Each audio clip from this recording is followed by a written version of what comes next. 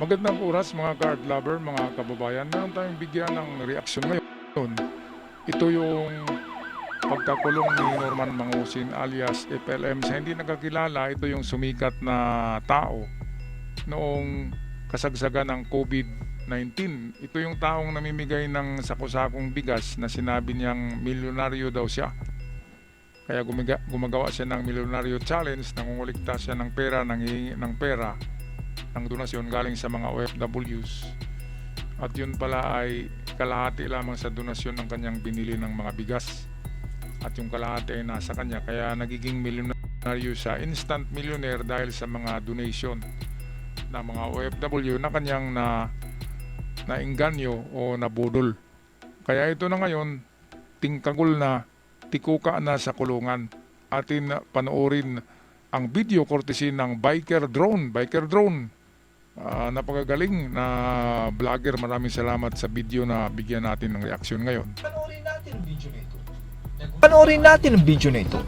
Nagumpisa ang video sa tila kalbong buhok ni Norman Inidoro at magbibail pa daw siya. Totoo naman, tingnan nyo, nakasombrero. Bakit ganun, di ba? Bakit kinalbo? Hindi naman electric chair yan. Oh, tingnan natin, panoorin natin si Norman. Ayan, oh, kalbo nga. Sir, kumusta ka? Sir, nakapag-bail ka? Mag-bail pa lang. Mag-bail pa lang. Ba't ka rin-decision magpagupit, sir? Ayun, ako'y nagtaka dito, bakit kinalbo? Di ba hindi ka naman kakalbuhin kung makulong ka? Palagay ko si Norman Mangusin lang talagang gustong magkalbo. Dahil ito'y tungkol sa ano eh, para marami ang manonood sa kanyang mga videos. At ako'y nagtaka nga dito, sinong nagbibideo sa kanya? Bakit nakapag-publish pa rin siya ng videos? Nung hulihin siya, ang ganda-ganda ng kuha ng mga video, 2 anggulo eh. Kaya bakit ganun? Parang parang scripted yung paghuli, ganun ba yun? Kasi alam naman ni Norman na makakalabas lang siya dahil unjust vexation lang ang kaso, napakaliit lang yan ang kaso. Yung mas mababa pa yan sa libel. Kasi ano ka lang, yung nanggugulo ka lang through chismis o sa madaling salita, pampagulo ka lang at wala ka namang ginawang krimen. Kaya hindi krimen ang unjust vexation eh. Napakaliit lang yan na kaso. Kaya alam ni Norma na mabayaran niya ng bail.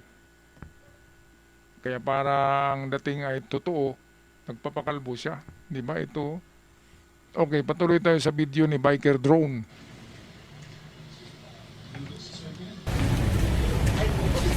Nulok si sir niya. Dito ay lumabas na si Norman Inidoro at hindi na nagsasalita sa media at diretso na sa kanyang Okay, sasakyan so, papuntang Stop BJMP tayo dito. Parañaque. Punta tayo sa isang tao na kilala nito. Nagalit kay Direktor Kalinisan ng Napolcom. Pinagalitan ng direktor ng Napolcom. Aba, walang iba kundi si Idol Rafi. Bakit kaya pinagalitan ni Idol Rafi si Kalinisan, yung Napolcom director? Dahil daw sobra daw ang nila kay FLM, kay Leo Marcos. Hindi daw makatao yung trato ng pulis.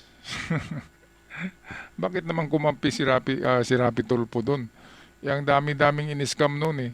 Hindi lang naman unjust vexation ang ginawa ni Leo Marcos, hindi nang i-scam pa siya ng OFWs, wala nga lang nagreklamo.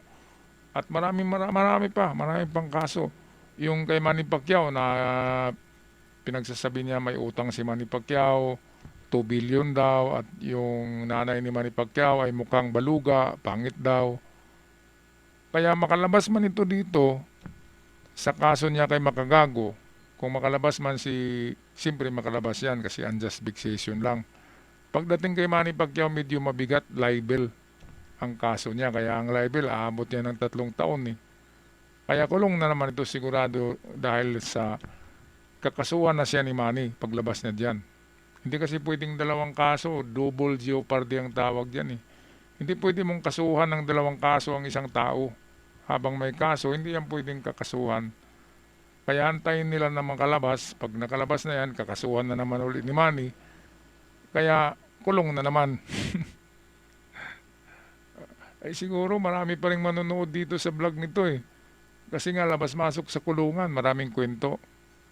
Okay, balik tayo kay Biker Drone at kay Rapi Tulfo at Kalinisan. Hanggat hindi pa raw po nakukonvict sa korte. Hanggat hindi pa raw po nakukonvict sa korte.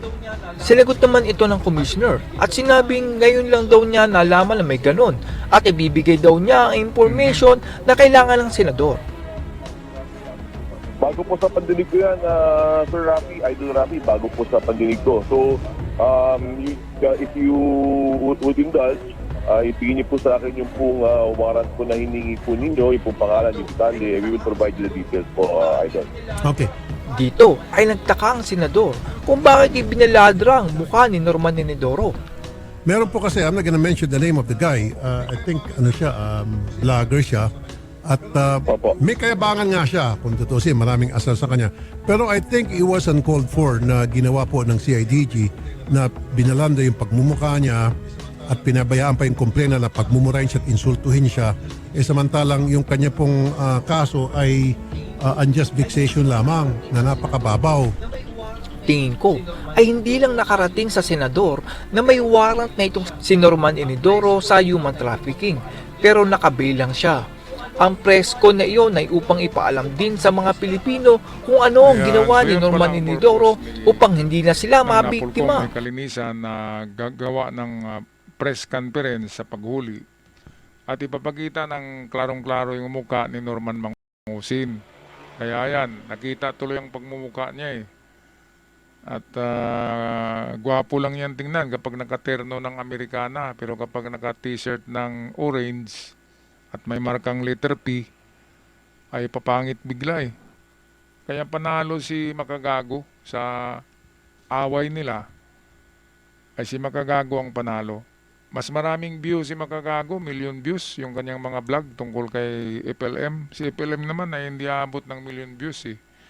Kaya talo siya sa laban sa YouTube. Sa padamihan ng views, talo pa rin siya sa kaso. Kaya talunan ng taong ito. At dito kay Idol Rafi, ay hindi kasi alam ni Idol Rafi na ang dami palang kaso niyan. Hindi lang unjust vexation. Kaya pinakita na talaga yung mukha ni Norman sa publiko, hindi na naka-blur. Kasi nga, para malaman ng publiko, yan ang tama. Para malaman ng publiko na itong taong ito, itong pagmumukhang ito, ay napakaraming kaso. Ay ni Manny Pacquiao ay mukhang baluga daw, pero kapag pagtabihin natin si nanay ni Manny at si Francis Leo Marcos, itong FLM ang mas baluga na mukha eh, kasi maitim, saka pustiso yung ngipin niya, di ba? Saka yung sabi nga ni Makagago, ang pangit mo, pati yung asawa ni Makagago sabi, ang baho mo. Kaya kung ating pagtabihin si nanay ni Manny at itong FLM, ay mas maluga si FLM, di ba? Mga kababayan, bakit naman dinamay niya pa si Manny Pacquiao at ang nanay ni Manny Pacquiao, tapos sinabi niya na may utang si Manny Pacquiao, hindi nagbayad. Kaya paninirang puri yan, libel yan. Plus yung sinabi pa niya na pangit ng nanay ni Manny, wala namang kasalanan si Aling, talagang nakalimutan ko ha. Wala namang kasalanan sa kanya si nanay ni Manny. Bakit tinamay niya pa? Para lang ba marami ang manood sa kanyang video? Yan ang masama, yung dami-daming content tapos naninira ka pa ng tao. Kaya ito tuloy, bumalik sa kanya, doble ang karma, mga kababayan. Pag-comment na lang sa ating comment section, anong masasabi nyo? Tama ba na ibalandra ang mukha kay FLM? At mga kalabas kayo ito. Siyempre mga kalabas yan. Pag-comment na lang sa ating comment section. At sa mga bagong napadpad sa ating munting channel, maraming salamat kung na-subscribe nyo ang channel. Hanggang sa muli, paalam at ingat ang lahat.